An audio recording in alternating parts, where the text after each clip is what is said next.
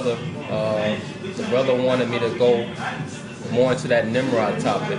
We were talking about Nimrod. We had it on the previous site, and I guess we'll kick off this site talking more about Nimrod, because this society is totally into the exaltation of Nimrod and the holidays, so-called holidays, and just all the things that this society is based off of. The infrastructure of this society is all about Nimrod. So I want to start with something that people do, because somebody asked me about this, about birthdays, if it's all right to celebrate birthdays.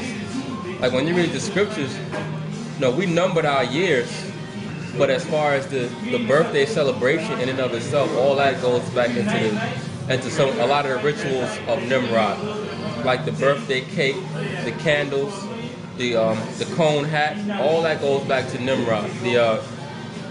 The birthday cake and the candles, that represents the Queen of Heaven, his wife / mother Semiramis, because it represents the moon, right? Semiramis, or Isis, she was likened unto the moon, just like Nimrod was likened unto the sun, because she was like the lesser light and he was the greater light. So now when you eat that cake, or that moon cake, the candles are there to illuminate, to show how the moon has been illuminated in reference to her. All right, so now then you have the cone hat. The cone hat is in reference to Nimrod, because the cone hat was something that people wore as a sign or a show of preeminence or leadership. All right, that's why in the scriptures a lot of times when a leader is spoken about, or a ruler, they're likened unto a bull or a unicorn. All right, you have to know the scriptures, know what I'm talking about, but you'll see different scriptures where they'll liken Christ unto a unicorn. Or like when you read Isaiah the 34th chapter, they tell you like when Christ comes back to save us from this land, it's going to talk about how the bulls and the bullocks are going to be a sacrifice. But the bulls and the bullocks are talking about the leaders of this land. So the horn or the cone hat always symbolized leadership. Like during the medieval time period, you would see a princess who would wear a cone, or even in witchcraft, a wizard or a witch, they would wear a cone hat, because that symbolized power. That symbolized them generating energy. All right. And even in the scriptures, you never see anybody celebrate their birthday. The 3 times that I could think of where a birthday celebration was made, it was all pagan. All right, like in Genesis the 40th chapter, when it talks about Pharaoh celebrating his birthday. And remember, he had the dream, and he had Joseph interpret the dream. And then in Matthew the 14th chapter, when it talks about Herod, remember he had his birthday party, and his stepdaughter asked, she danced so well that he told her that he would give her whatever she wanted, and she said that she wanted John the Baptist's head. And then when you go on to 2 Maccabees, the 6th chapter, and the 7th verse, it speaks about Antiochus and how every month on the day of his birth, he would make Israel perform an offering or sacrifice unto him. Why? Because that spirit of a birthday party is going into self-exaltation. Now, don't get me wrong. There's nothing wrong. Your birthday come and you want to, commemorate it. You might go out, have something to eat, go out, have something to drink with your family or your friends or whatever. But the rituals of the cake and of the presents, like how your birthday presents come in a box. Like how we went over before, that spirit of the box or the present, that goes into Horus, because they said that he was the god of mischief. He sprang forth out of the box. All right, like how you have in mythology, you have what they call Pandora's box, and when that box opened up, mischief spread throughout the world, because that was the allegory. In other words, the teachings of Nimrod, who they say came back as Horus, sprang forth and infiltrated the world. He taught the world the things that made the world go off before the flood. All right, so now that's why when you have to present a gift to somebody on their birthday, it's like you're giving them an offering. Why? Because they stand in as Nimrod. All right, or as a woman, they stand in as Semiramis. All right, and then they have to make the birthday wish, and the witch is going into witchcraft. All right, but each candle on that cake represents the illumination of the moon, and the moon goddess Isis, or as she was known in Greece, Artemis, right, or Diana.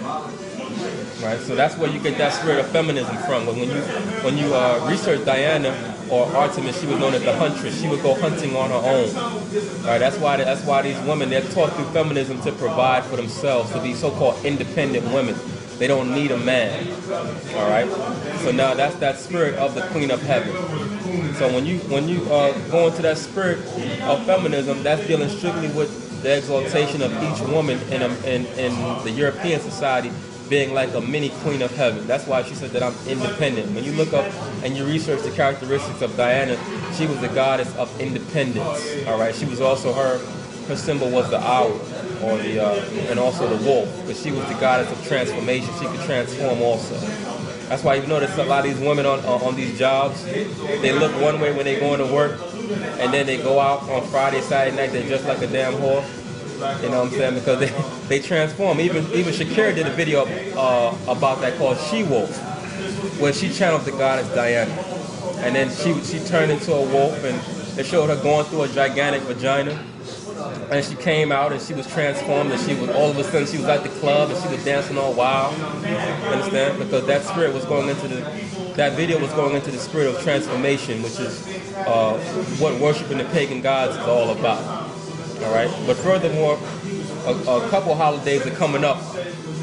A couple of holidays are coming up that are also in devotion to Nimrod. Quiet is kept. The first one being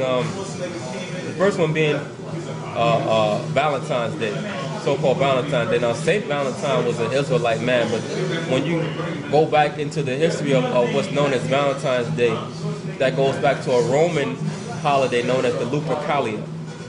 And in the Lupercalia, which was in devotion to the god Pan, who was the god of lust, in the Lupercalia, you would deal with that woman for a day. You know, she would become your woman for that day. That's where you get that, and the term that they use would be that you would be going steady with her. That's where you get that term today of your girlfriend. Remember in school they said that they're going steady?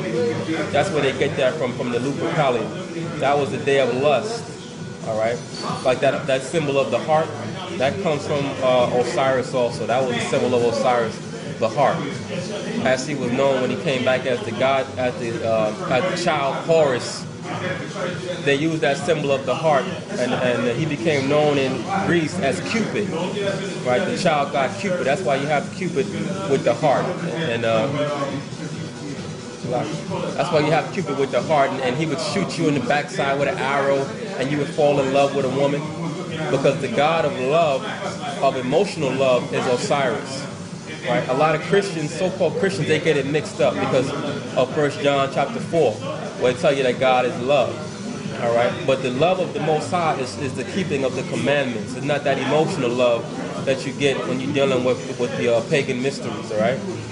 So that's what you're going into when you go into that God of love. That's why people are so mesmerized now. You can't teach them anything because they're so emotional. All right, that spirit of just emotional love and revelry, where everybody has to hug each other and hold hands with each other. The Most High never meant for that to be. Okay, the Bible tells us the Most High separated all the nations. All right, and when you go furthermore into the so-called Valentine's Day, when you come and you have to give the flowers to the woman and all that other stuff, all that goes back into the ancient Egyptian and the Babylonian mystery system, man. You're not supposed to be doing all that. But now you're treating the woman as Venus, or the goddess of love. You're giving her, you're showing subservience to her. That's why you must give that woman roses, right? The red rose was the flower of Venus.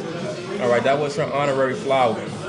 So you would have to, if you worship that goddess, you have to come and give that goddess flowers. Right, that's why these women, a lot of them, they're so in love with the holidays in this society, because it's really just about worshiping them. All right.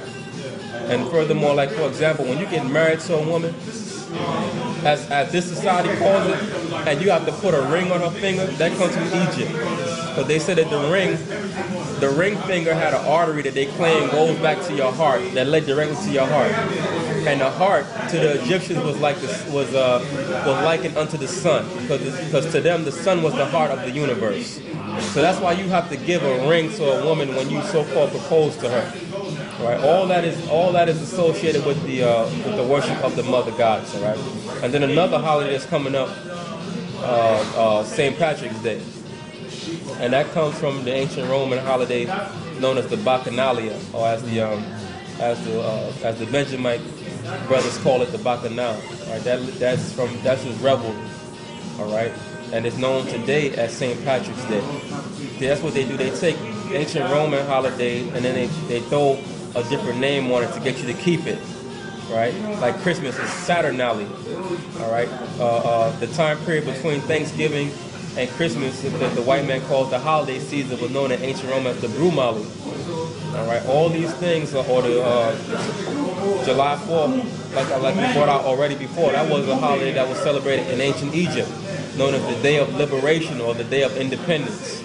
All right, so you got to do your research. Like for example, in the Bacchanalia, what they would do, they would just get wantonly drunk, and they would have a festival where they would have a parade, and they would hold up the statue of the Bacchus, the statue that they would bear on their shoulders, and they would go. That's why you see when you watch the St. Patrick's Day parade, what happens? These so-called white Irish, they just get falling down drunk. They throwing up all over their damn self.